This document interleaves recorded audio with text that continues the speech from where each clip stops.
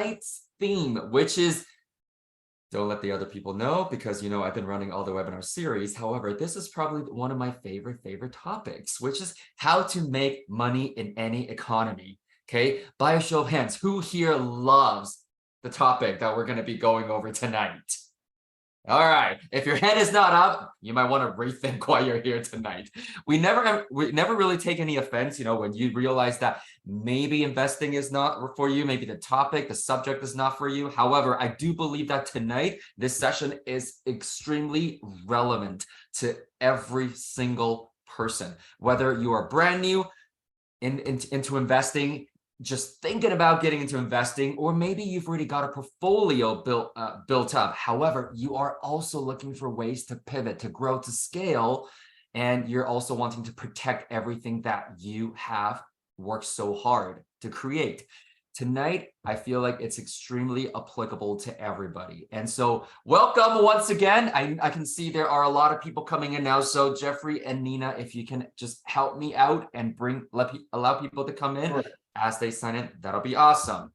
And so on that note, a quick disclaimer, just want to let you know that all in all, what we're saying here is that we are going to be putting our professional, educated investors hats on tonight with you. I'm joined today by Jeffrey, our award-winning trainer and mentor from the Trust Your Talent Academy team, and award-winning investor and our strategy coach on the Trust Your Talent team, Nina Popat.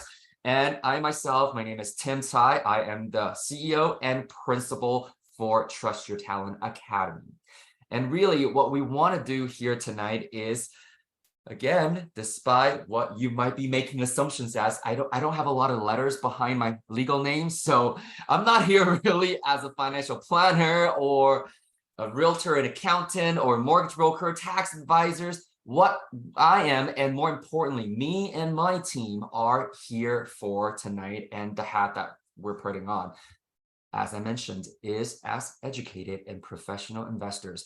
We constantly work with licensed professionals so that together as a team, we are able to leverage each other's, and I know we usually say OP, which stands for other people's. However, really, when you're building a team, is really you're growing together. So we are constantly leveraging each other's knowledge. That's what K stands for. I know sometimes it sounds funny.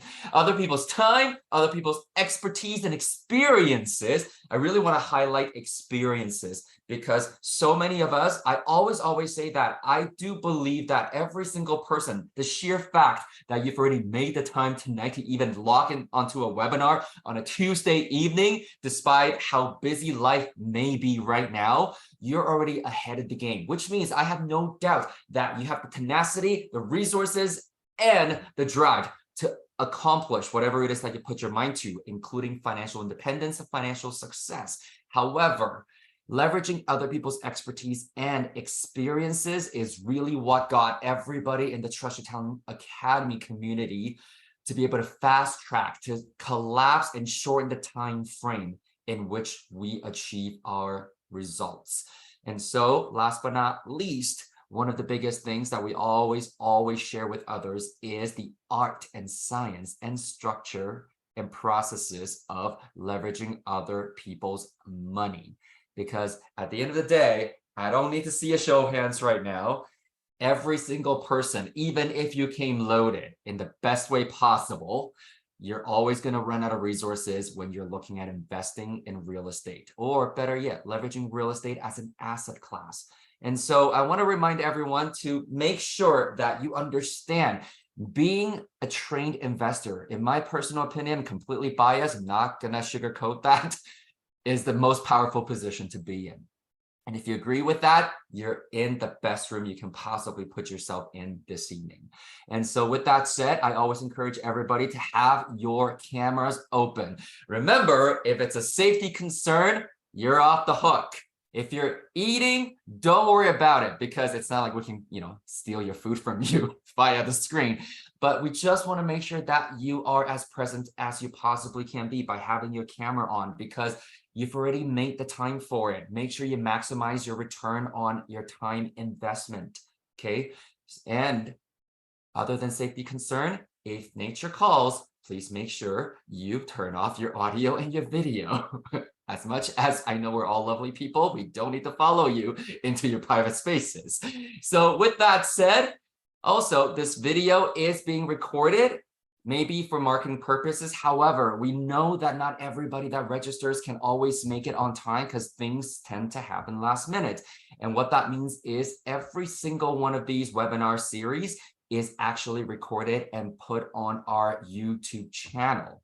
So I will share with you how you can actually get access to it. So I'm actually talking to the people that are currently not here at the moment. However, for some of you, if you're here, but then you realize you missed some of the other sessions, make sure you go and find us. So between September, actually no, in all of September, we have a specific webinar series. And this webinar series is really designed to help you decide on the best next move in terms of which strategy is going to contribute to building your financial success and financial results next. And these ones, we have how to purpose build your properties for maximum profit. That already happened on the 9th of September. And then how to create unlimited funding for your deals. A little bit of typo there on September 12th. And then we also went over how to invest in US foreclosures remotely and effectively as Canadians. And if you're already in the US, well, congratulations and welcome. This is even easier for you to execute. And just so you know, we do have a complete US program and investing curriculum as well. So later on, I will share with you how you can actually continue the journey with one of the Trust Your Talent strategy coaches so that you can decide what the next best move is for you. Tonight, we are going to explore and dive into how to make money in any economic conditions. And this Saturday, last and definitely not least, is how to maximize cash flow with short and midterm rentals.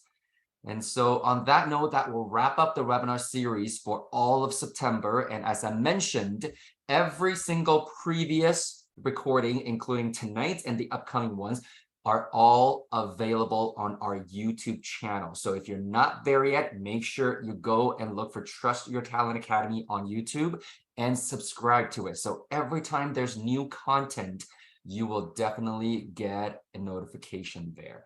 And for those of you who have been following us for a while, you understand that we don't do a lot of short form content because personally, I believe that it is about investing, which means it's about money and people's hard-earned dollars. And so we like long form simply because we want to make sure context-wise, everything is built properly so that it leaves no room for questioning or misunderstanding, okay? We want to make sure that you are fully equipped and armed with the proper knowledge and experience sharing. Now, some of you have never been exposed to TYT, Trust Your Talent, before. I'm going to take a couple of minutes before I hand everything over to Jeffrey because I am definitely not the star tonight, okay? I'm just here to really open a little bit. So who is Trust Your Talent? First and foremost, we offer the largest financial education programs and team in North America, and if not globally at this point. Why? Because the entire training team, we have the most diverse experiences in both strategies and different markets globally, from Asia to North America, all the way to Latin America, and also Europe at this point. And we have a full curriculum, 2 different programs, real estate investing programs, as well as paper asset investing program, and a total of 19 courses at this point. And every single course, we dive deep anywhere between 12 to 24 hours. So this is not one of those things where you can just go and do a quick 4-hour session, a weekend, 2-day session, and you feel like you're fully equipped. We are here fully for long-term financial results. And so what that means is we want to make sure that everybody is all well-trained on learning how money works. And so for those of you, you're probably wondering why we're talking about this, because you thought you came to a real estate investing webinar. Investing is literally learning how money works. Learning how money works is also synonymous with financial education. Real estate is simply an asset class. Okay, so out of curiosity right now, everybody that's in the room, can you answer me this? You can either unmute yourself or type in a chat box right now. How many asset classes do you think are available to us? How many asset classes are available to us? Feel free to unmute yourself too. I know most of you look like you're typing. It's very casual, by the way, just so you know. 4. 4. Ken, you said 4. Okay, what are the 4 in your opinion? I'm just picking the ones that I know. Yep. But hopefully Noah can go with real estate first. Yep. Stocks. Stocks. Let's go with whiskey. Commodities. Awesome. Yeah, commodities. Super interested in that third one. So like corn and gas, oil, that's all in that category. Yep. Can I change it to 3? Sure, you can change it to 3. So the funny thing is, thank you, Ken.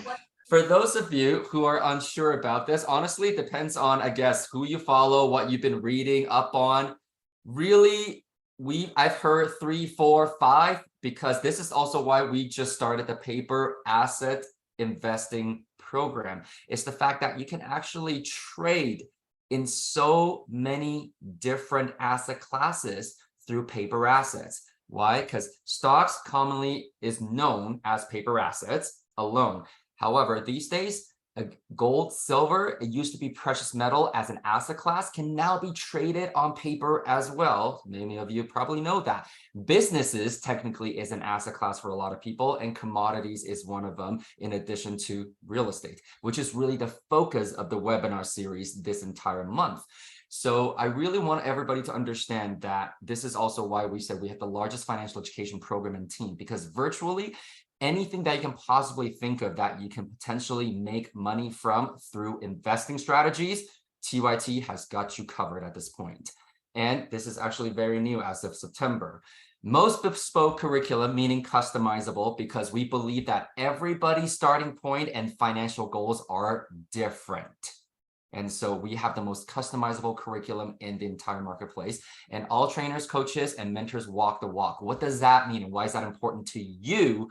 Simply because we know that everything is changing, as in the general environment, microeconomics, macroeconomics are constantly changing, lending rules, inflations, and all the different factors that will impact the performance of the asset classes that you choose to go into. So it is important that the people that you're learning from, that are holding your hands to help you build the wealth that you want, both in the short term and the long term, are also doing what you're doing. It also means that none of us on the Trust Your Talent team has done something really great 10, 20 years ago, and we decided to go into teaching. It's not about that. We are constantly updating our own experiences and knowledge ourselves. And next is full immersion for 1 or 2 years. For those of you who don't know what that means, I'll make sure that you understand how to connect with the strategy coach after tonight's session, because we understand most of us have financial blueprints that are no longer keeping up with the demand of our lifestyle and our financial needs.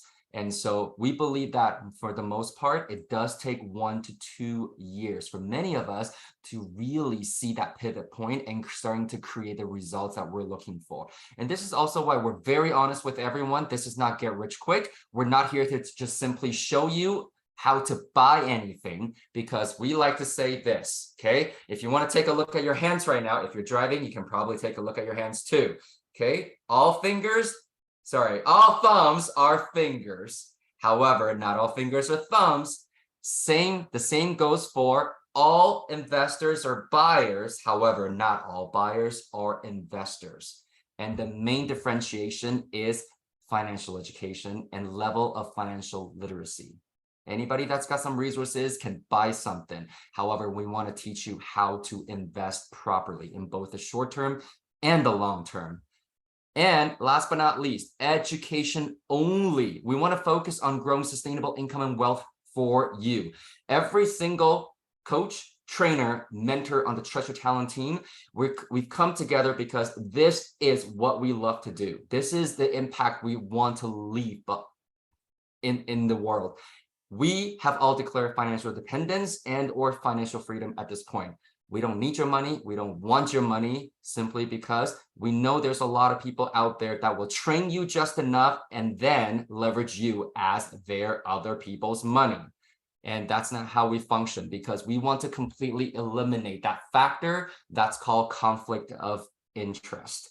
And so what you're getting from Treasure Talent Academy at all times is unbiased, genuine, authentic responses based on our experiences and knowledge collectively. And so with that said, as I mentioned, today we are going to go into how to make money in any economy. And our feature speaker and trainer for you tonight is none other than our very own Jeffrey Lee. As I mentioned, I'm gonna let Jeffrey take a minute to pull up his screen now. And he is an award-winning trainer and mentor right here in Treasure Talent Academy. So let's give a round of applause, air applause right now, and welcome Jeffrey to our virtual stage tonight. Take it away, Jeffrey. Okay, thank you very much, Tim. And yeah, I'm so happy and very excited for the webinar tonight, because especially I have seen a lot of new faces I have never seen, like with TYT's webinars, classes, social networking events, anything like that. I'm very happy with that. So quickly introduce myself. I'm a full-time real investor, and I have been investing in real estate for 9 years already. And I still can remember every single moment when I had my mentorship with my mentor, actually Tim, in July 2016. And yeah, like very excited to share the journey so far I have been going through in the past 9 years. Yeah, I started learning investing, really investing in 2015. And ever since I have been through the mentorship, I invested in Canada to build my foundation. And also with the expansion, I also invested in the United States and also the United Kingdom, using like a various different strategies, lease options, distressed property, the multi-families, student rentals, midterm rentals, HMOs, et cetera, et cetera. Just giving the topic today, how many people of us, by giving me one in the chat box, by the way, who thinks right now the interest rate is high? Give me one. If you think still too low, give me a 2. Oh, I closed the chat box. Okay. Oh, we have so many 2s. Really? Do we still think the interest is not high enough? I know you guys are kidding with me. Okay, let me ask you another question then. Whose mortgage or mortgages have been triggered so far by our lenders? If you have been triggered, give me a 1. If you have not, give me a 2. 1.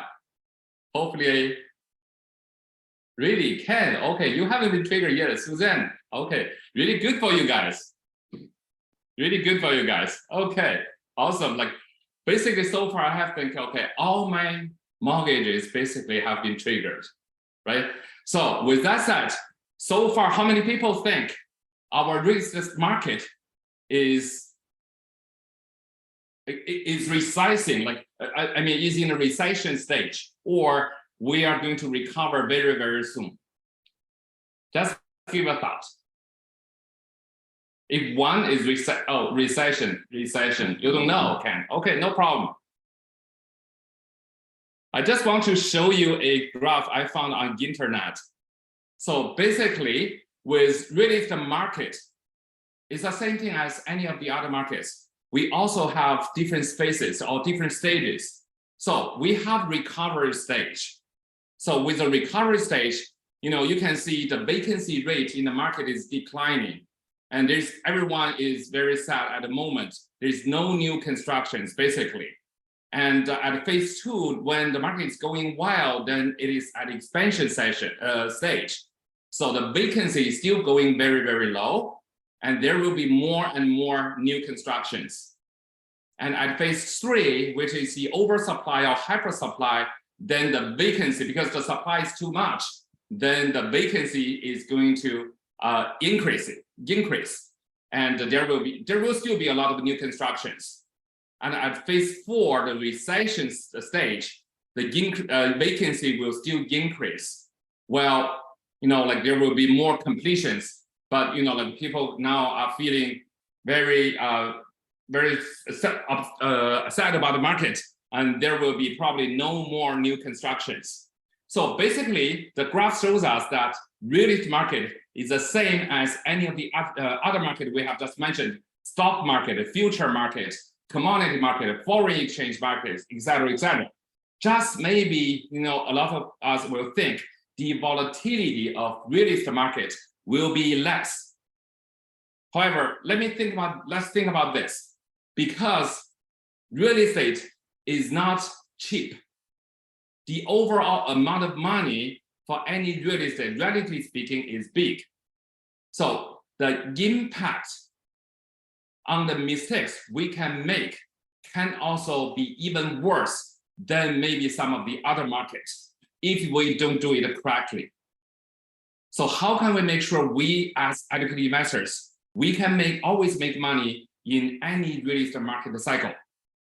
So first thing first, real estate investing is not only to buy a house and hold it for long term, because especially for a lot of people from the big major cities, Toronto, Vancouver, Montreal, etc., etc. So most of these people are waiting for the market to be higher when they sell the property. In fact, for educated investors, there are tons of different strategies we can use to make money in real estate. Some strategies that will work better in an expansion market. Some other strategies maybe work better in a recession or recovery market. Giving you some of the quick examples. In a recession market, there will be more people looking for a living space, but they don't want to buy, or they cannot qualify for a mortgage themselves. Then at this moment, RTO, lease options, if you have heard that strategy, will work very well in this market. But there will be challenges.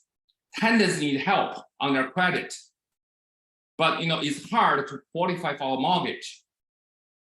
And if you can make safe private lending in a recession market, it will still work. Multifamily will still work in a recession market. When the market is recovering, lease options, BRRRR model, private lending, multifamily will also work in this stage. And when the market is expansion, most of the strategies will work very well. Just as educated investors, we want to be a little bit careful because the price is already too high. The price is already too high. So how can we always make sure we can always make money in any economy or any market? So I want to show you three types of money that by holding real estate, normally investors can make. Okay. So first, by holding real estate, a lot of investors, we want to have cash flow. That's the favorite thing we as investors, we want to have. Basically, cash flow equals your income, maybe your rent income, or you have also some other income. Your income minus your expenses.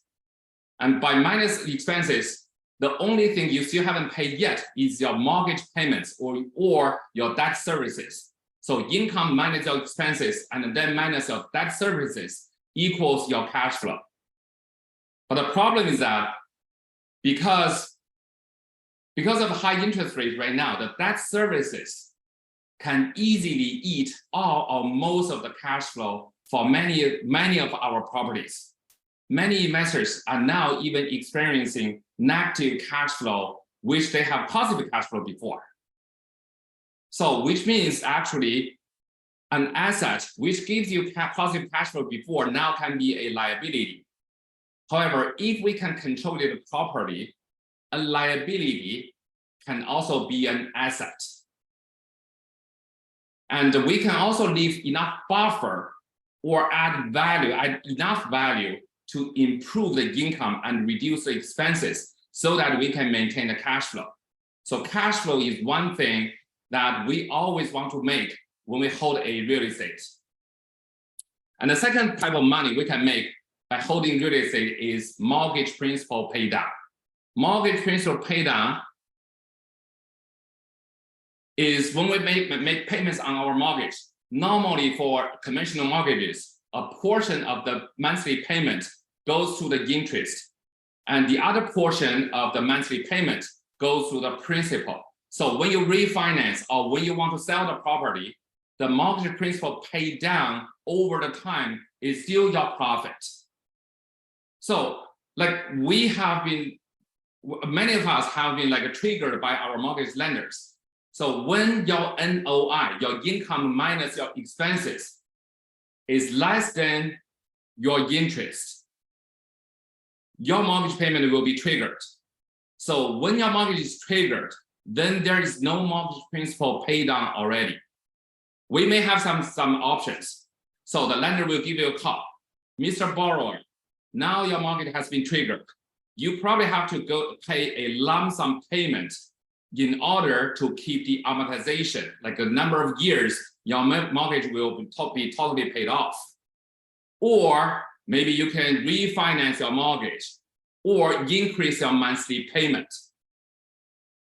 And some of the lenders, or maybe actually quite some lenders, also offered us as investors, offered us another option. You know what?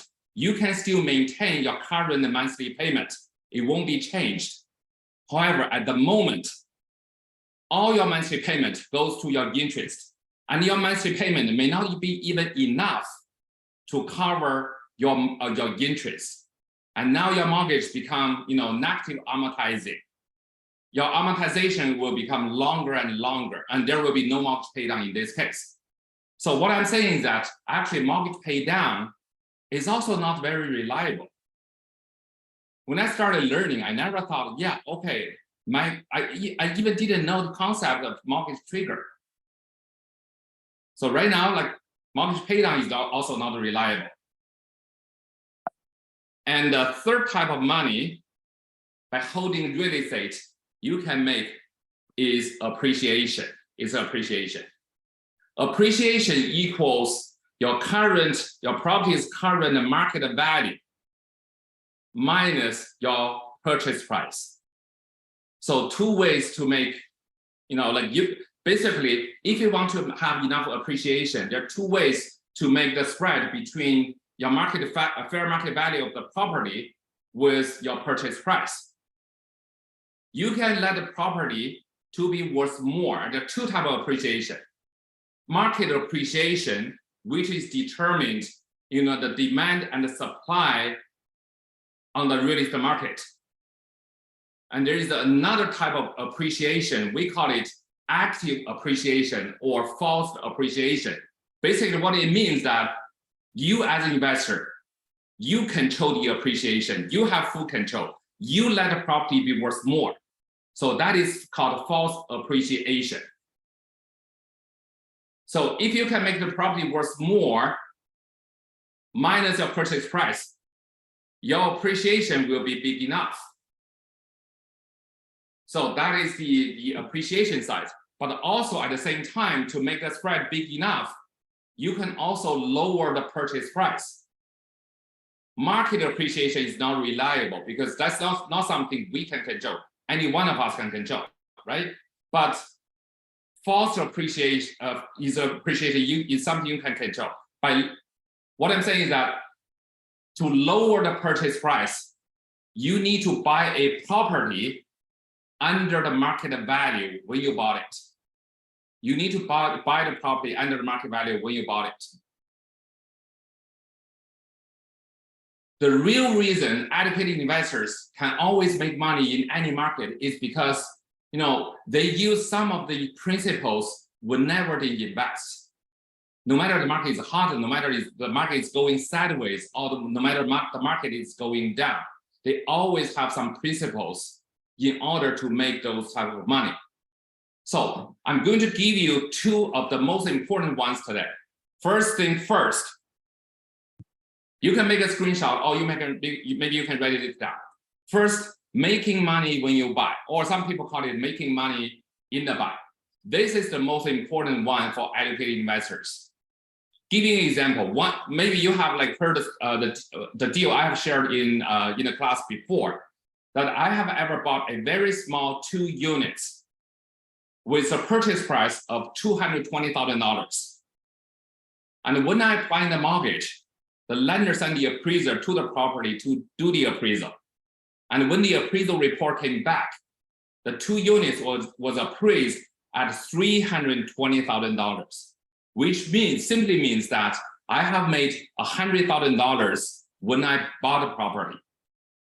And the reason I can buy this property $100,000 lower than the market value at that time is because I bought this property from a feasible seller. Feasible means for sale by owner. The seller, for some reason, they want to sell the property on the market by themselves.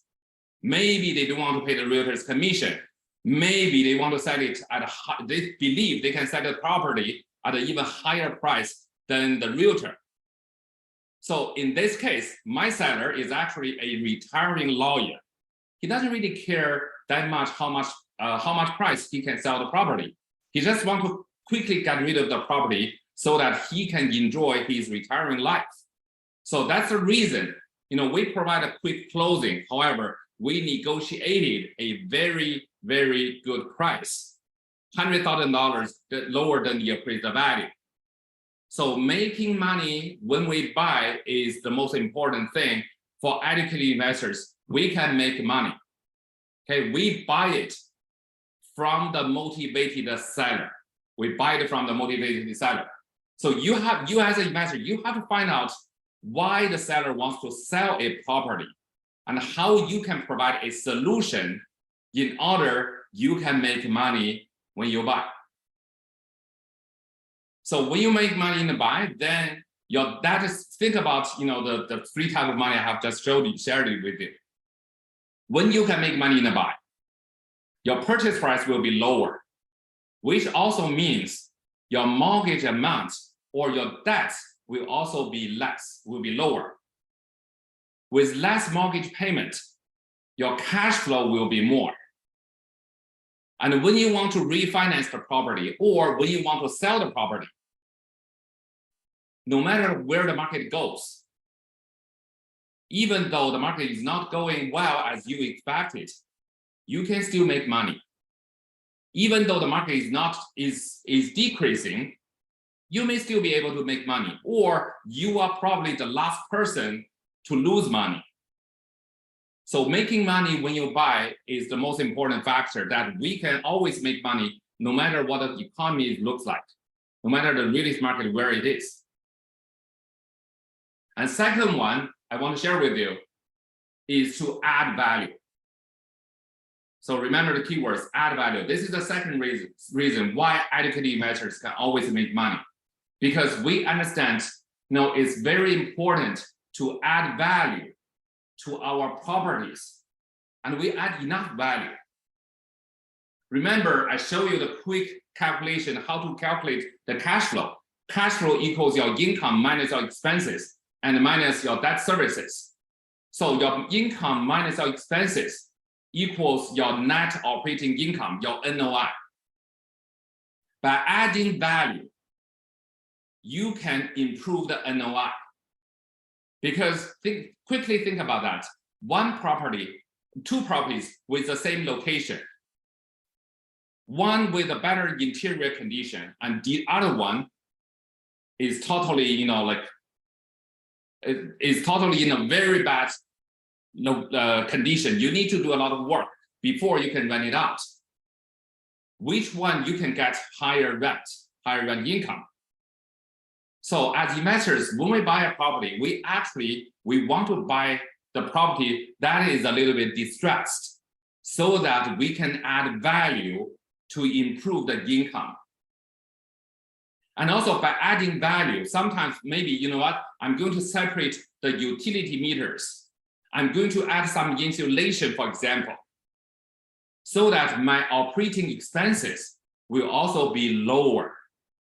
So what we're doing is that we increase the income and reduce the expenses so that our NOI will be better. So adding value can improve your NOI. And also consider that there are two properties with the same layout, same size, same location. But because we have finished some renovation, bring the property back to today's condition, right? So the property with market value will be more, even though the market is not increasing. But the property after renovation will automatically be worth more. That is the appreciation we want to get, which is called active appreciation or false appreciation, So adding value will increase the NOI and also the market value of the property. So always when you want to invest, how you can add value to your deal, to your properties. I'm going to quickly give you one of the examples so you can understand what I really means. This is one of my BRRRR deals. BRRRR simply means we can convert maybe like a single family home into a income property, because for most of the real estate markets in Canada or in the United States, by investing in a single family home, the income you can get may not be even to cover your mortgage payment. So most of those properties will give us a negative cash flow. But by doing a BRRRR deal, we buy a non-cash flowing property and we will do the renovation, maybe add one unit, maybe just simply do some fix and flip, and then we will rent it out. And then when the property be worth more, the market value is more, we're going to go to the lender again to refinance the property by replacing the previous mortgage. And then we will take out all the money or most of the money we have invested initially. And once we have the money in our pocket, we are going to do the process again and again and again. So that is called a BRRRR process. I'm going to quickly show you how the deal works in a BRRRR model.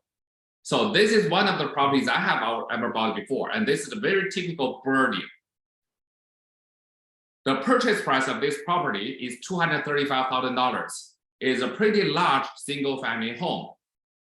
And when I bought this property, the property was appraised at $270,000, which means I bought a property $35,000 lower than the market value. Wow. $35,000 lower than the market value, okay? And because the lenders are always conservative, they still lend you the money based on your purchase price or your appraised value, which is lower. So they gave me an 80% loan to value of the purchase price, which is $188,000. And a high level number, the down payment, 20% down payment, plus the closing cost is $53,000. And to convert that single family home into a 2-unit building, we put a renovation to convert the basement into a rental units. We spent a total of $72,000 to do the renovation. So you can quickly calculate my initial investment is $125,000, including the down payment, closing costs, and the renovation, $125,000. And after we finished the renovation, after a few months, we went to the lender again to refinance the property. And the lender then sent an appraiser to the property to redo the appraisal. The new appraisal came back with $350,000. So which means it has appreciated no matter where the market is going. And now we will be able to refinance based on the fair market value of $350,000. Got 80% loan to value, which is $280,000. Using the $280,000 minus mortgage balance, the previous mortgage balance, $185,000. So you can see during the renovation period, we have paid $3,000 mortgage principal. Okay, so by paying out the previous mortgage, now we have cash on hand of $95,000. But because we initially invested $125,000, which means we still have $30,000 from our own pocket, we haven't taken back yet. We haven't taken back yet. That $30,000 was from our own pocket before. Now let's see the income and expenses. After renovation, we rented out the 2 units. We can generate $3,000 a month by renting out the upper unit with $1,800 and the lower unit with $1,200. All the expenses we need to pay, such as the property tax, insurance, the water expense, some other expense, property management, everything like that together, we have a budget of $950 a month.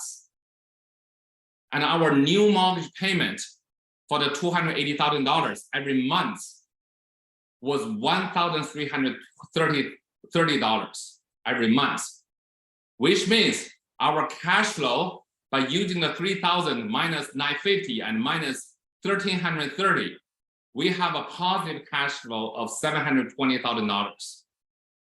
Using that 720 multiplied by 12 months and divided the money we have left in the deal, the $30,000, that is still our own money.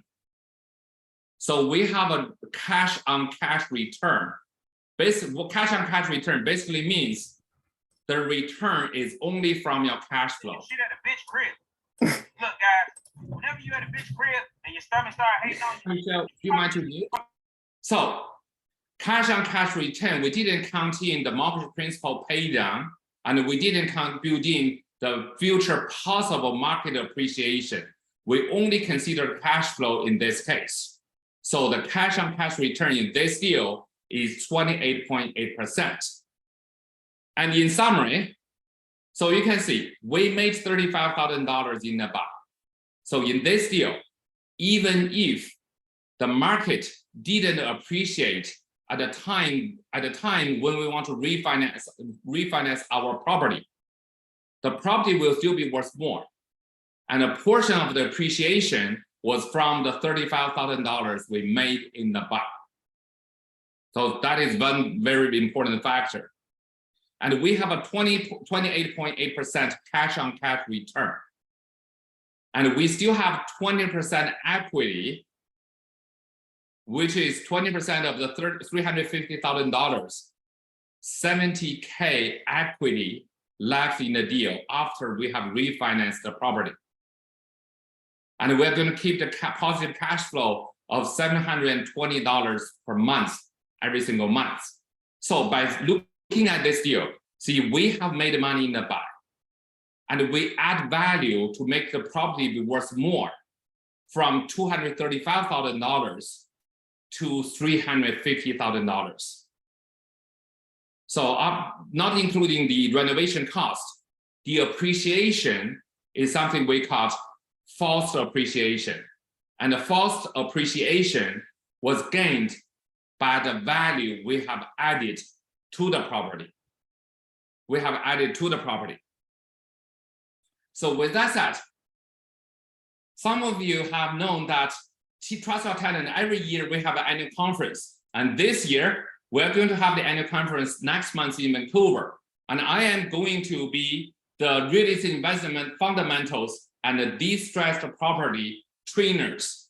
So I just want to talk about the distressed property investing is fundamental and one of the most important courses for a lot of investors.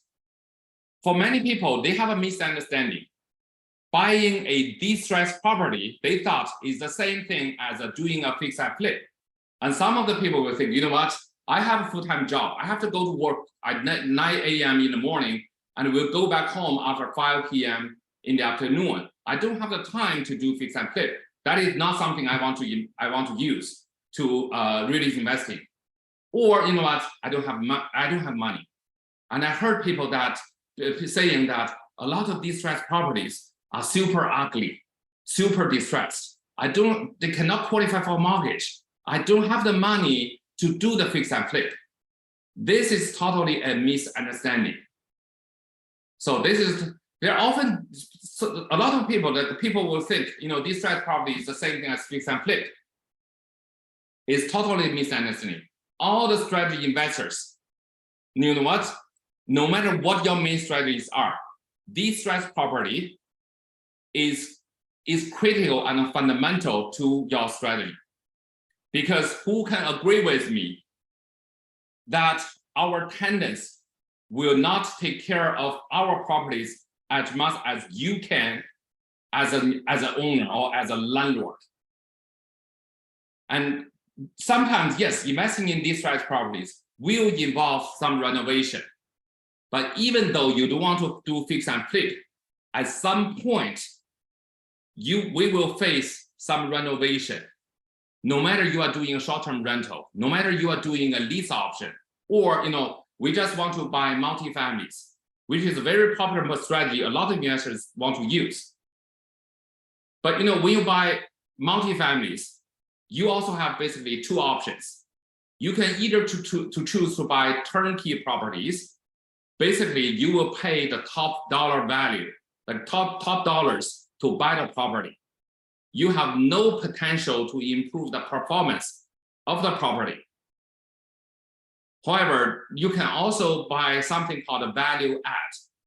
You know, we will do some renovation. Maybe we will add some rental units. Maybe we will just, you know, do some work to improve the income and reduce the expenses. And also, not to mention, in the course, actually, we are not only talking about doing fix and flip.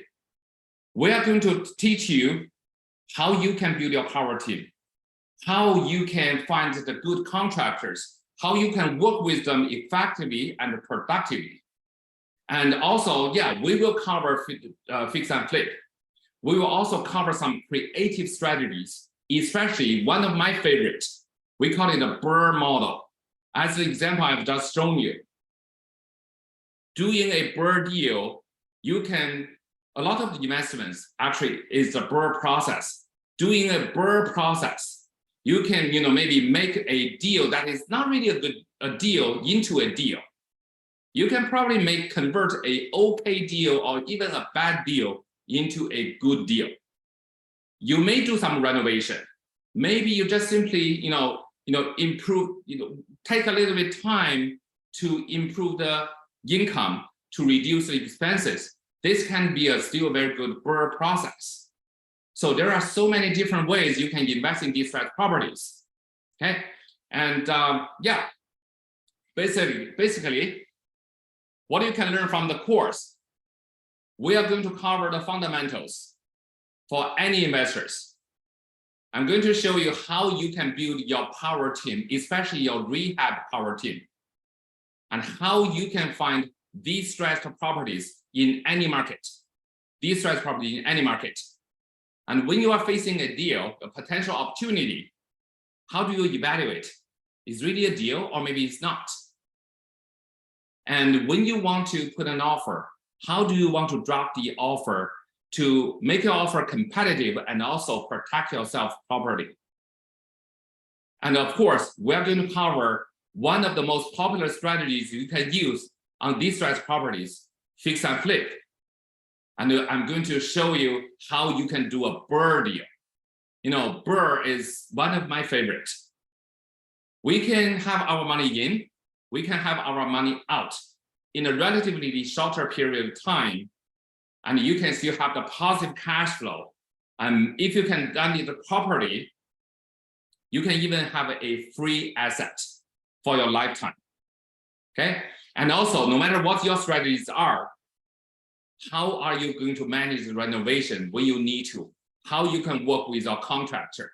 So all of these topics will be covered in the coming real estate investment fundamentals and the distressed property course.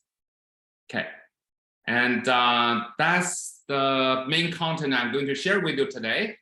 And I know we are going to have a Q&A session. Tim, you want to jump in with that? Yeah, absolutely. You know what? If you want to keep the slide up here, I want everybody to actually pay some attention here because Jeffrey mentioned something that's really, really key, especially to what we're discussing tonight, is the fact that you can find distressed properties in any market.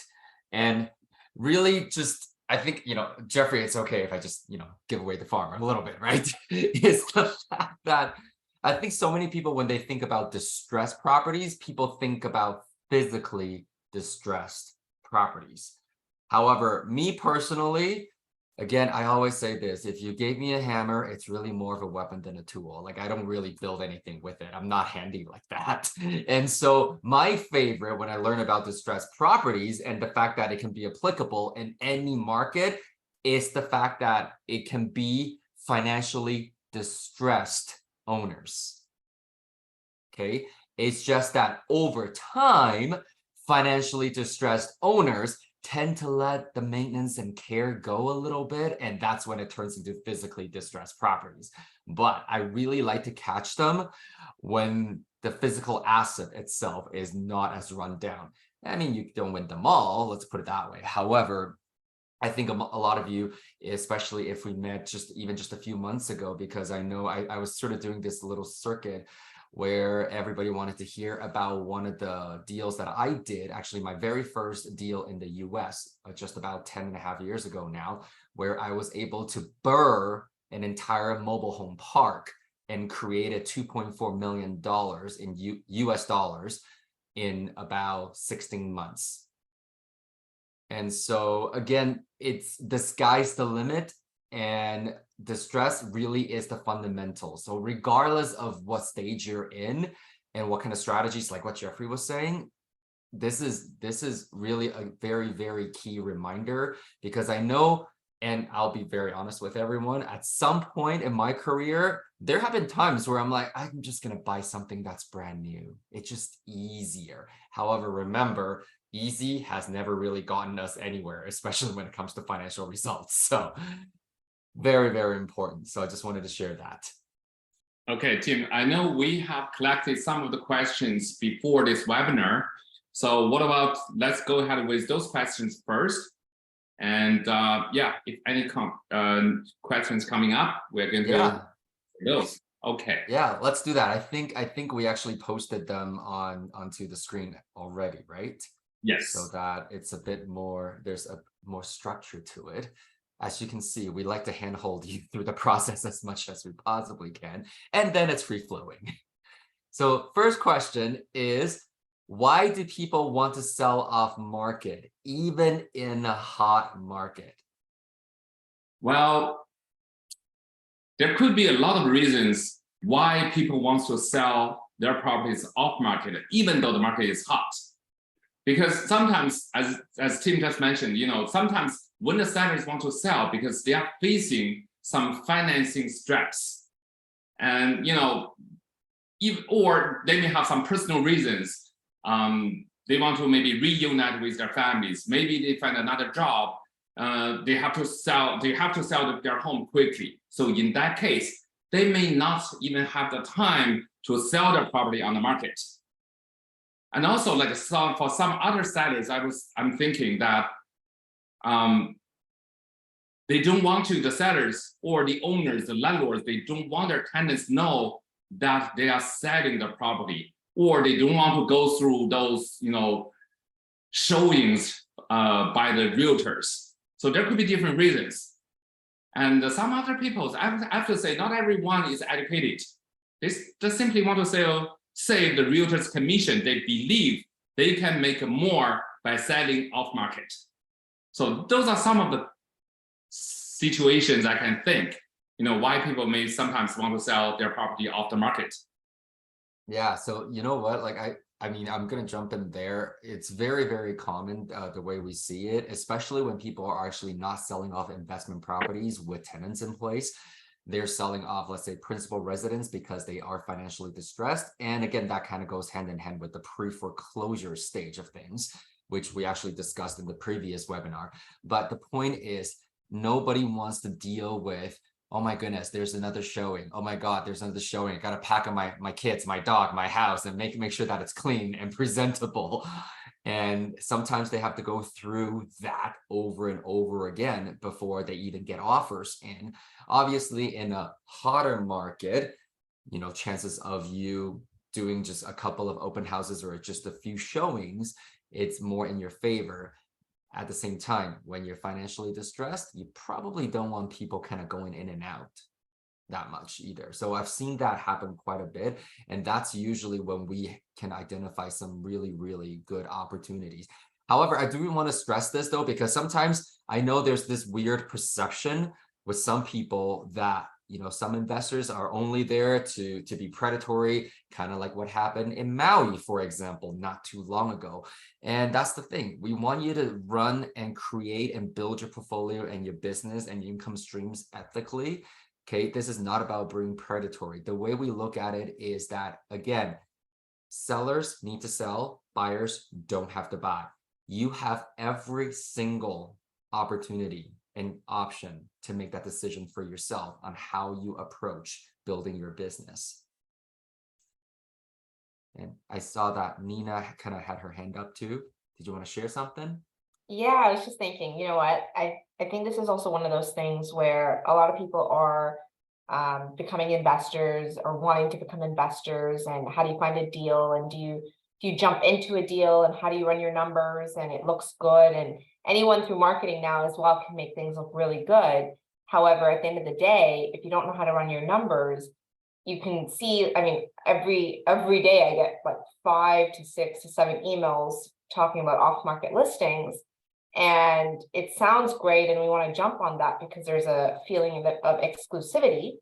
However, the whole idea is you want to be able to run the numbers to really make sure there is profit to be had, there is money in the buy, there is opportunity for forced appreciation, and not just something that just sounds exclusive or an exclusive listing. And funny enough, even, you know, near where I live, there was an exclusive listing. However, it sat there for months and months and months, and you couldn't see it on MLS. It looks off market. So people, again, you think you're going to get the drive to it, and then the numbers don't make sense. So again, just because it's off market, still have the confidence in running your numbers, turning to your mentor, referring to your spreadsheets to really make sure it works and the opportunity works, versus feeling like you're just getting excitable and feeling that emotional that instant gratification of getting something off market.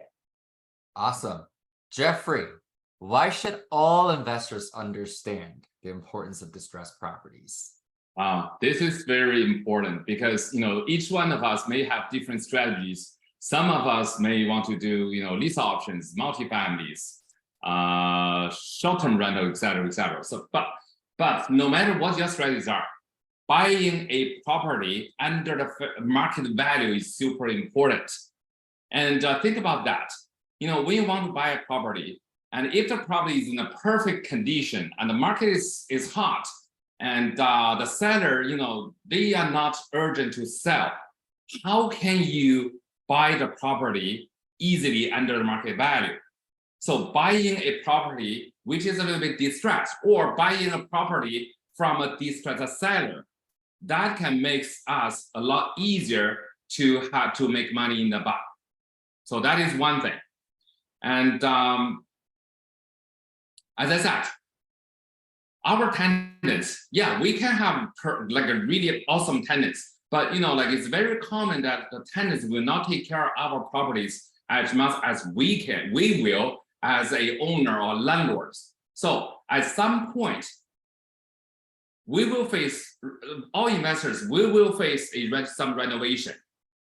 So investing in distressed properties, managing the renovation is basically a must-have skills for the investors, because, you know, we just have to face the renovation at some point. Maybe when you buy this property, it's not a super distressed, you don't have to do any renovation, but later on, at some point, this is really something we can guarantee you will face some renovation. And by investing in distressed properties, that will give us the opportunity or enough room to add value. Many strategies actually involve a BRRRR process, as I said. Maybe by doing renovation and refinance later, that is a BRRRR process. Maybe just buying a distressed property and taking the time from a distressed seller, taking the time to improve the performance, that is actually also a BRRRR process. So investing in distressed property, basically you can make a no deal into a deal or a bad deal into a good deal. Cool. So whoever asked that question, there you go. You got your official answer from Jeffrey. And a couple more here. And then what we'll do is we're going to just wrap up tonight's session and then do the actual roundtable Q&A, because it sounds like there might be a bit of a table discussion, which we love. And many of you know that at TYT here, we are on the generous side with helping people and with our time. So I want to make sure that the schedule portion is properly done so that if you have something else that you need to leave for, you are able to log off, and then you can join us the table discussion if the subjects actually are relevant to you as well. So next one, and we're going to quickly run through the last two here. What suggestions can you give for managing a general contractor? GC is general contractor in this particular case. Yeah. There are a lot of things we can do. Some of the suggestions I can give is that do the proper interview, do the proper screening, and don't always use the cheapest one. Use the best one. So compare with different quotes, and multiple quotes from different general contractors can give you a better idea who can give you the best value. And when you compare the quotes, not always the cheapest one is the good one. Overall balance of quality, time, and price is something as educated investors we want to look for. And also when you are managing a contract GC, you can also use some of the tools we are going to cover in the course, such as, we always have a scope of work when we work with our general contractors. I always use a Gantt chart to manage the progress of the renovation project. And also, no matter how many times you have worked with the general contractor, don't work based on word of mouth. Because he said, she said is often the most important reason we have disputes with the contractors. Everything should be written on a contract. So using a properly drafted contract is also a very important thing for you to manage the contractor. Awesome. Anything? Yeah. And yeah, I also just want to share that, and I'm going to post it down here once again in case you were not able to find it yet, everyone.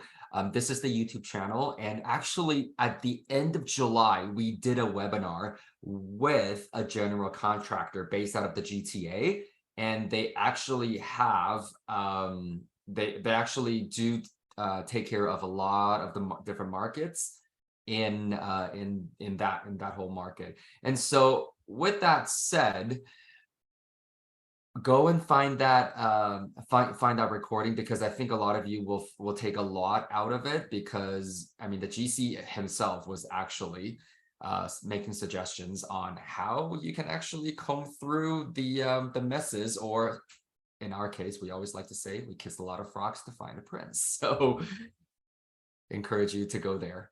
And last but not least, are there some important factors to do a BRRRR deal? So I'm not quite sure who asked it, because I'm not quite sure I understand the question. Jeffrey, if you do, go ahead.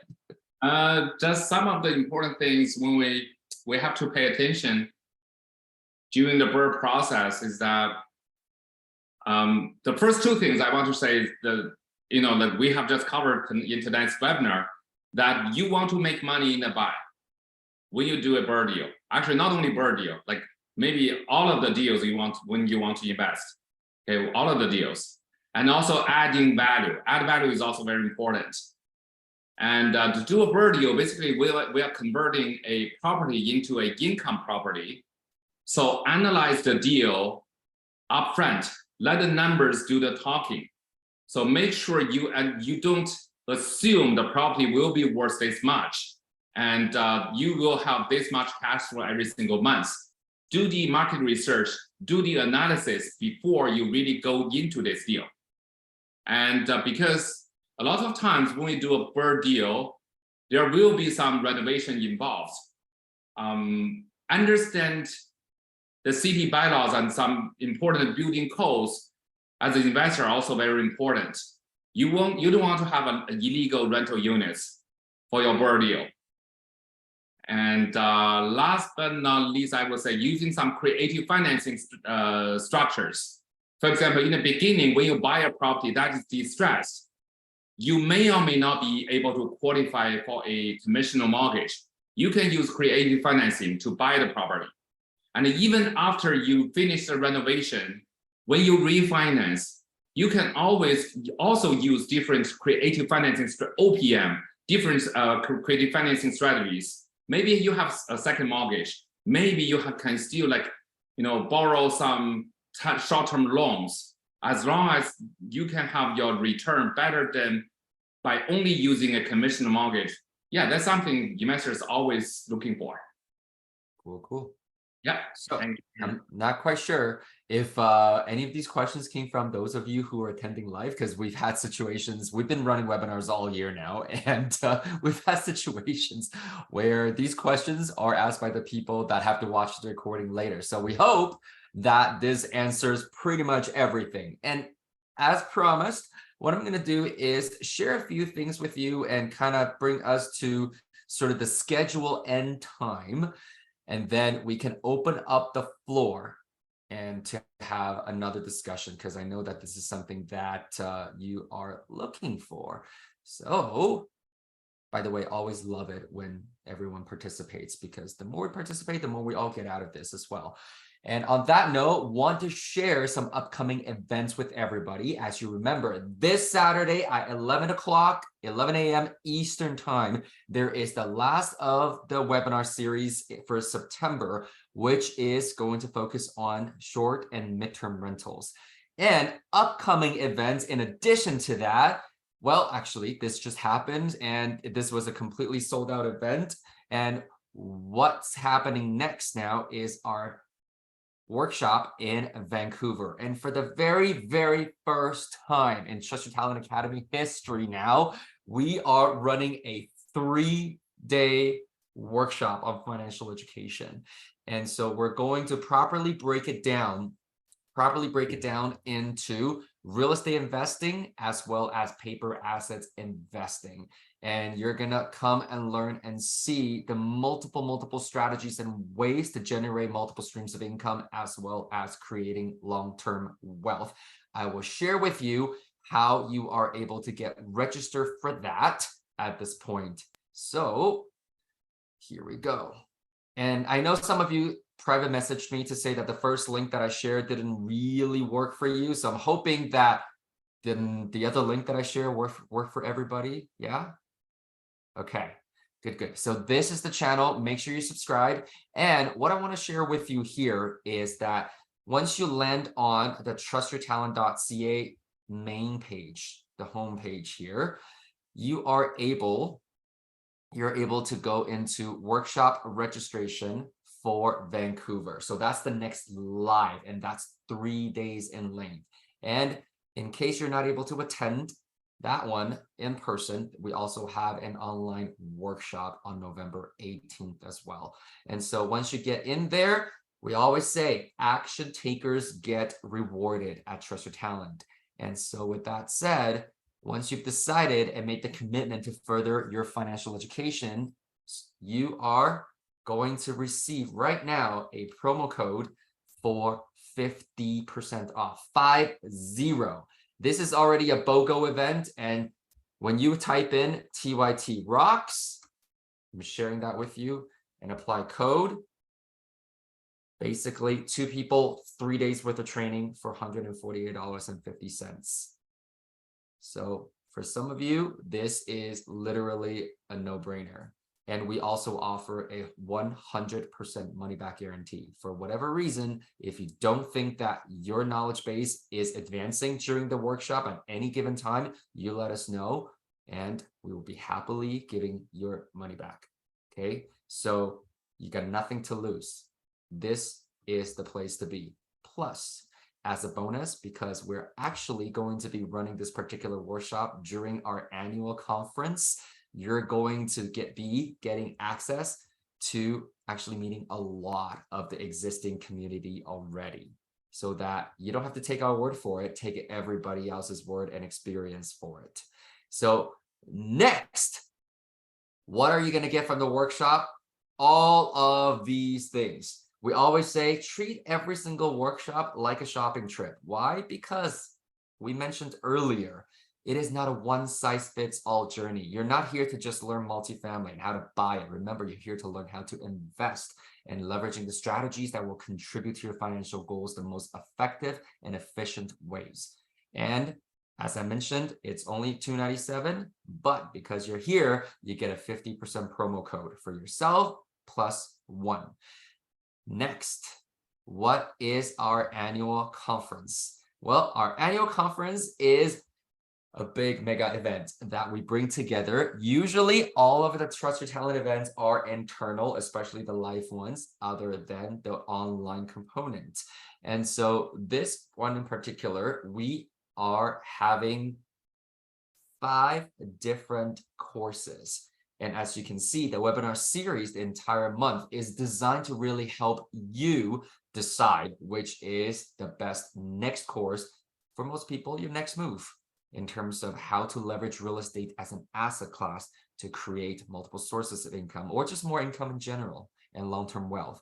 And if you are still having trouble deciding on which one fits you better, well, remember, we love hand-holding, because every single one of us on the team, somebody else did it for us. We've had people guide us as well. And so that's what we want to do. With that said, this is how you can determine what the next best move is for yourself. We have a team of strategy coaches that are ready to help you strategize your financial plan so that you can continue to move forward. Again, momentum is really important. If you're already here tonight, make sure you go onto the website and book a call, okay? And book a call. Now, how do you do that? Right here, one more time, going back to the website. Very, very straightforward. Right on the homepage, you can click on book a free coaching call. And then you'll see the availability of the coaches, and you can pick your time accordingly, according to your schedule. Okay. So with that said, before we pivot back to Jeffrey and an open table discussion, just want to remind you to stay in touch. Already shared with you the YouTube channel. If you're on Instagram, feel free to follow us. This is where you'll also get quite a bit of content as well. Last but not least, our talented investors group on Facebook. Now, in the beginning, Jeffrey actually opened with the real estate cycles. I want to encourage you to bookmark and watch season 2, episode 56 of My Daily Dose with Tim. It's a 35-minute episode that walks you through the real estate cycles. And I've had people give me feedbacks and say that this is probably the most comprehensive video that they have ever seen on real estate cycles, number 1. Number 2, I've also had people say, well, interest rates gone up, this and that. Remember, when you're watching the videos, make sure you make very, very thorough notes for yourself, because it doesn't matter what is happening on a micro and macro perspective. This entire video, the way I designed it and delivered it is very comprehensive, and it's adaptable to anything that is happening out there. Okay. And season 3 is now already there as well. So with that said, I'm going to open up, and Jeffrey is here. Like I said, he's the star tonight. So any open questions, feel free to unmute yourself or type it in the chat box now. Yeah, we have one here in the chat box from Ken or Ria. Learning more and more of that successful reinvesting is problem solving. That's 100% right. What are some of the common problems people in this market are facing? This maybe like we can answer this question together. I don't know, like we have different add-ons. At this moment, I would say most of the common problem people are facing, not only investors, including investors, but also homeowners, that because interest rate is so high, mortgage payment have been triggered, like maybe even like a doubled. People are struggling. A lot of people are struggling paying their mortgages, and they like, maybe, I don't know, in the next year or so, we will see more and more investment opportunities coming to the market. That is one of the common problems maybe we're facing right now. Do you have any ads? Yeah, I mean, honestly though, in any economic conditions, there will always be challenges relating to real estate and AKA housing.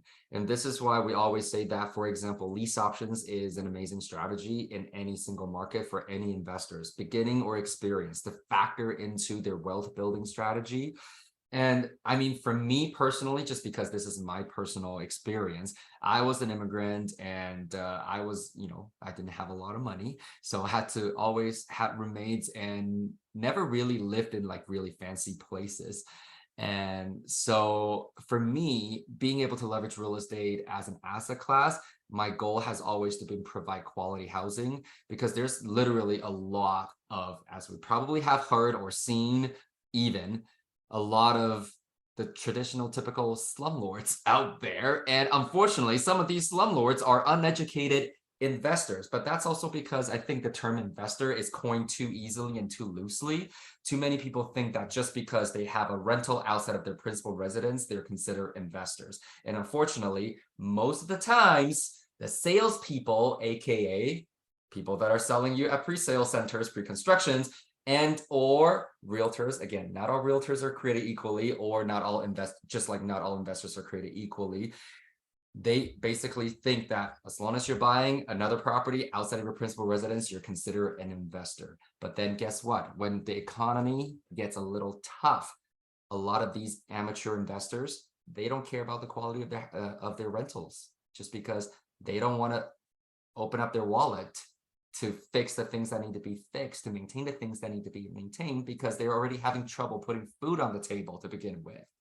And so this is really one of the main reasons why, I always say that the properties that we put out there, I want to be proud of it. I mean, I don't always go as far, because that would be going against everything that we teach, which is let the numbers do the talking. I wouldn't go as far as saying that every single one of the properties that I own now, I would move into myself. However, I also know that every single property that we put out there into the marketplace as real estate investors, they are all above average conditions in terms of living spaces, the layout, anything that makes sense, or the maintenance upkeep. And so I think based on that kind of thought process, you can get an idea. And I hope that everybody can get an idea in terms of how this helps you position yourself on how you solve problems later on too. Because here's the thing, especially when you go into multifamilies, when you fix one, you probably want to fix the whole building. As in, when you fix one unit, you probably want to fix the whole building. At least have plans to do that, because that one rotting unit that you don't fix may just become the main problem that will spread. It's kind of like cancer, unfortunately, to the entire building. I've seen this happen over and over again, too. That's the question. Any other questions? Kate. Yeah. Okay, thank you. So when Scott and I bought our current house, we kept our previous house and rented it out. And because of interest rates now, we've had a discussion. Now that we're learning and we're here and we want to do what, follows like the principles, we were trying to figure out if it made sense to sell it or keep it. The reason that we considered selling it is because it's negative cash flow at the moment. However, based on what you talked about in this conversation, those were the other things we were considering. The fact that we're paying down principal, mortgage principal, more than what we're putting back into the property. And also the reason that it's negative cash flowing is because we've pulled out all our costs and then additional equity that we've invested elsewhere. So that's getting money back. So we were kind of thinking, okay, it makes sense to keep it. So we wondered what your professional thoughts are from the rest of the community. For the additional equity you have taken out, maybe by using home equity, land credit, or something else, to invest in some other opportunities, if that is okay, maybe like looking at your previous home without considering those portion, is it still good cash flowing or still negative cash flowing? So that's the key problem, because that will determine if this is an asset or this is a liability for you. So no matter where the market is, investors, we want to get rid of the liabilities, but we want to have the asset on our belt. So does that mean do the numbers to see what the mortgage would be if we hadn't pulled out all that equity? So I'm gonna jump in, okay, quickly. So first thing first, remember it's always goal before you determine your SMP, right? Before you determine your strategies, your markets, and the properties that you want to buy. So again, I mean, Kate, you're already in the community. I would definitely have that conversation with your mentor once you have chosen one, because your goal might be very different. Just like, for example, my initial goal, just like Jeffrey's, was to get out of the rat race, was to be able to really regain some sanity and health back, both mentally and physically. And so I chose lease options because it was going to give me the cash flow that I needed so that I can free up my time. And because one of the most common objections from amateur investors is, well, I mean, if it's lease options, that means by, when you do it well, and you want to do it well, so by definition, there is going to be an expiry date in terms of your ownership, which means you don't get to capitalize on the long-term equity accumulation. Right. And so I always say, yeah, however, again, it bought me sanity, freedom, and I was able to repivot and start accumulating equity anyway. And the other thing is equity, as we always say, is the piggy bank that you cannot open until you break it. And so really, there's no real right or wrong, as we keep saying, it's not one size fits all. And so it has to be very directly related to, what the next 1 to 3 years look like for you, what you want it to look like. And then we can help you map out what the next steps are. Okay, that makes a lot of sense. And I'm glad to hear other things to think about. So thank you very much. Appreciate it. Any other questions? Actually, I'm curious. Is anybody in this room right now like me, as in you cannot fix anything to save your own life? Like, again, if I gave you a hammer, it's really a weapon more than a tool. Yeah, same here. And so that's the thing. Honestly, though, I did not do any BRRRR until about 3.5 years into my investing career. I really did not. I was doing lending, I was doing lease options, and I really had to pump myself up to really BRRRR. And my first BRRRR was also a multi, and it was also a big mobile home park, as I mentioned earlier. But then again, I was BRRRRing both the financial side of things for the seller as well as the physical asset. And that's when I really learned that, again, when you have the proper guidance, you really don't need to be just leverage other people's experiences and expertise. So yeah, I'm glad you were honest with everyone.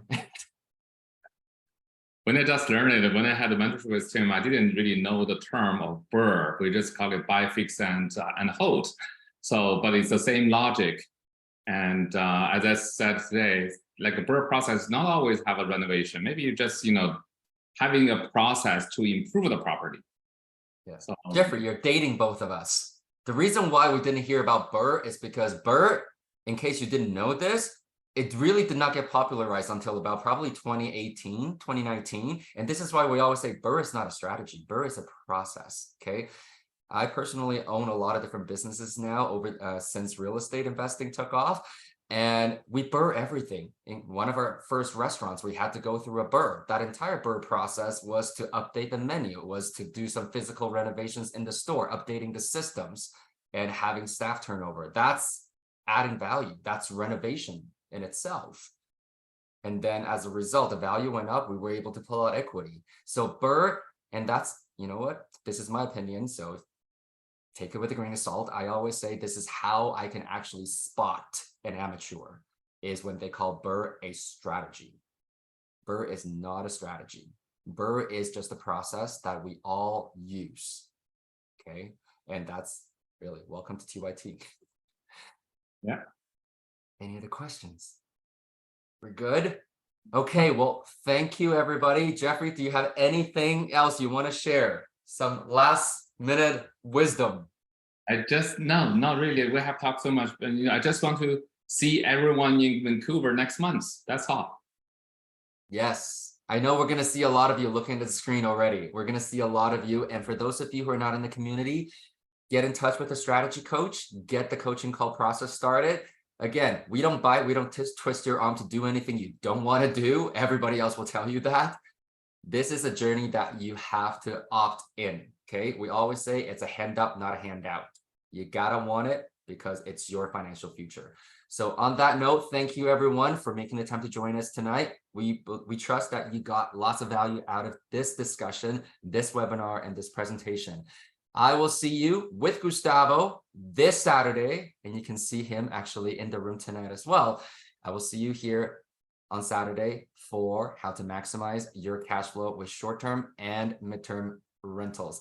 Have a good evening, everyone. See you next time. See you next time.